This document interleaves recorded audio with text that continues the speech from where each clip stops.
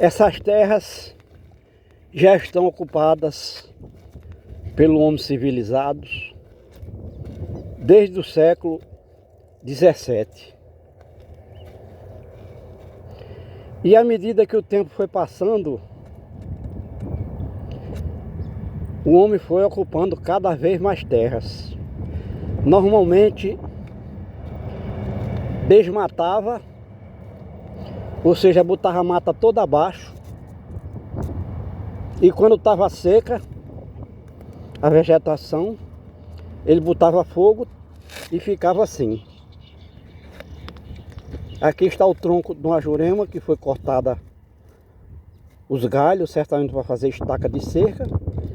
Aqui está o cardeiro que teve a desventura de nascer aqui nessa área do planeta Terra, onde o homem pratica esse tipo de agricultura, se é que a gente pode chamar de cultura, há 300 anos. Todos os anos botava fogo para manter o seu roçado, ou seja, área aberta para plantio de sua lavoura de subsistência. E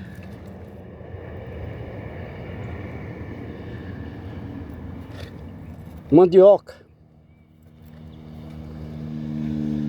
Durante o período das chuvas, o chão molhava, e aí o homem plantava e quase sempre colhia, porque o solo se mantinha úmido, mantinha-se úmido todo o tempo necessário para que a semente germinasse, a planta crescesse e se reproduzisse.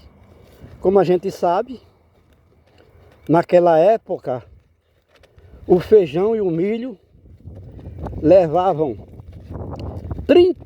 90 dias do plantio à colheita. Começava-se a colher feijão verde, no caso aqui do feijão macaçá, ou feijão macaça, e milho verde. Com 80 dias tinha milho verde. Por isso que eles plantavam normalmente no mês de março, para ter milho verde na época do São João, ou seja, em junho, no dia 24 de junho. Eu plantei meu milho todo no dia de São José, que é o dia 19 de março. Tenho fé na providência que vai dar milho a grané. Pelos cálculos vou colher 20 espigas em cada pé. Pelos cálculos vou colher 20 espigas em cada pé. A gente vê isso aqui, então, esse desmatamento, essas coivaras, foi feito agora lá pelo mês de agosto, de setembro, quando as plantas já estavam sem folhas, as plantas que restam já estavam sem folhas, e o homem plantou, derrubou a vegetação, fez as coivaras, porque se derrubasse apenas a mata, como fazia antigamente, não ia pegar fogo, porque é muito ralo a vegetação, e é preciso que ele faça esse amontoado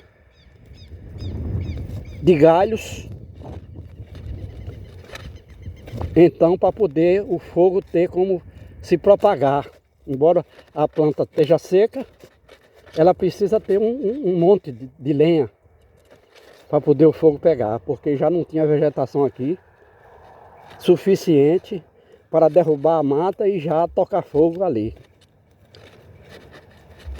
E então, como a gente disse, pode ter sido aqui já a 20ª vez que o homem dessa área faz isso aqui nessa terra, nesse pedaço de chão. Então a gente vê que é predominantemente uma planta chamada jurema, que é nativa daqui. Existe nos cerrados do Brasil a jurema, que é uma árvore de grande porte, é uma leguminosa, que durante esse tempo, esses 200 anos em que o homem ia mantendo isso aqui nu, ela sempre brotava da própria raiz que o homem tinha arrancado a planta. Então da raiz da jurema nascia, surgia, brotava galhos. E assim ela ia se mantendo. E mesmo as sementes que iam sendo jogadas no chão, de uma planta naturalmente, ela conseguia ficar durante o tempo de verão seco, que pode durar 8 meses sem chuva. E quando chegava o inverno, a planta germinava. A gente vê aqui o cardeiro do próprio galho que está no chão. Criou algumas raízes, já brotou um galho novo. E tá aí a jurema que foi cortada com motosserra, pelo formato do corte, a gente sabe disso. E o pinhão bravo que é uma planta muito resistente à nova situação climática, porque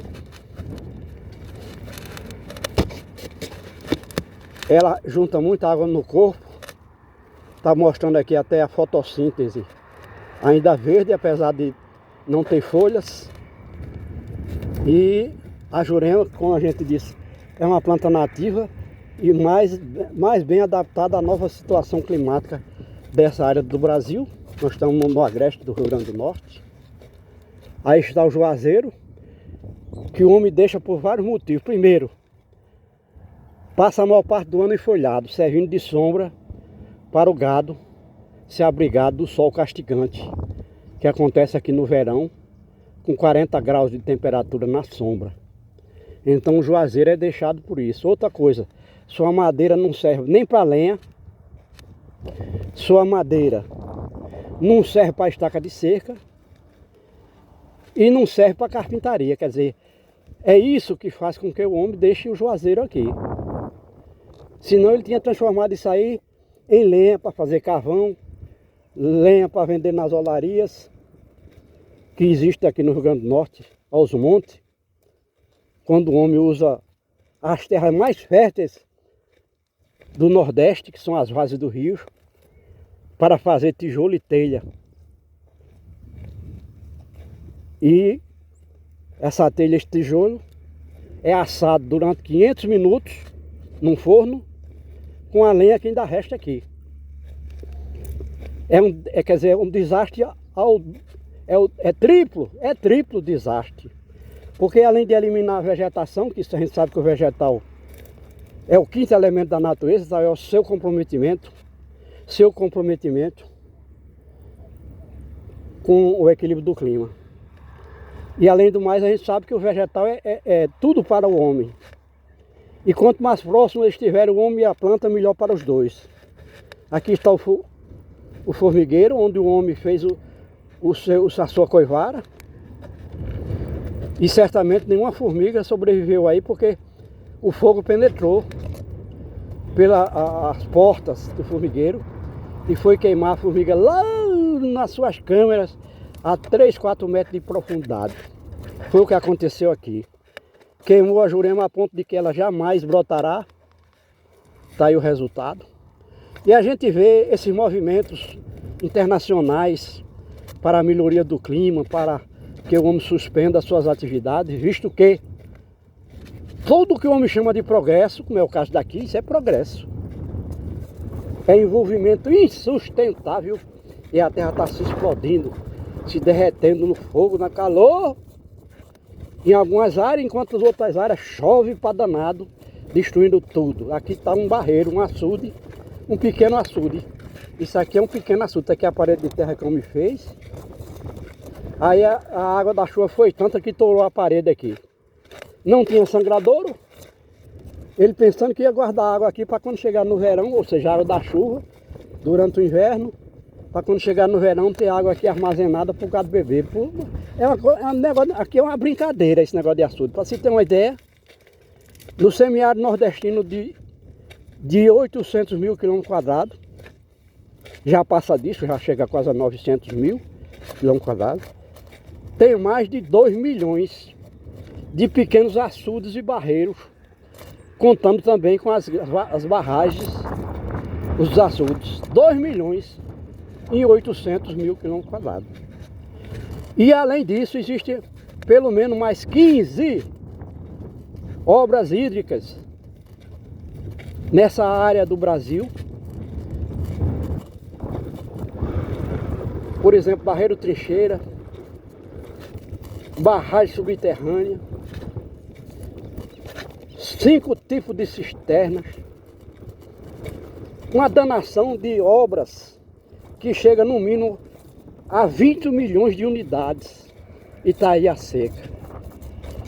O homem brinca de armazenar água durante as chuvas, mas aí acabou a chuva, a água foge, porque a água foge daqui como o diabo foge da cruz.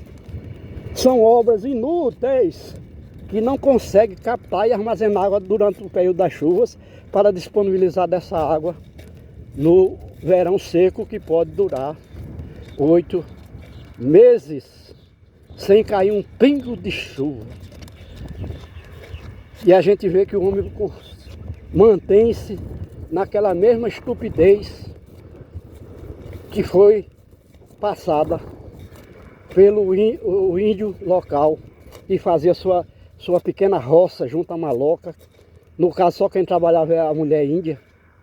O homem não gostava, só ficava naquela base do pescar, caçar, que se divertia, enquanto a mulher que ficava presa àquela pequena roça, onde plantava mandioca e tudo. Mas aqui no Nordeste, no Rio Grande do Norte, aliás, existia uma tribo indígena que habitou o Vale do Riaçu, no Rio Grande do Norte, que fazia agricultura no verão.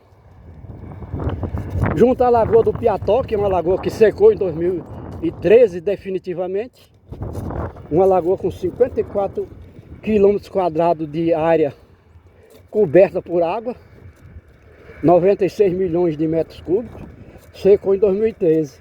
Mas durante dezenas de anos que os índios existiam lá, faziam agricultura da seguinte forma: ele produzia a jarra, o pote de barro, colocando muita areia na massa que fazia o pote e queimava, como acontece ainda hoje, fazendo pote, panelas e tal, do barro.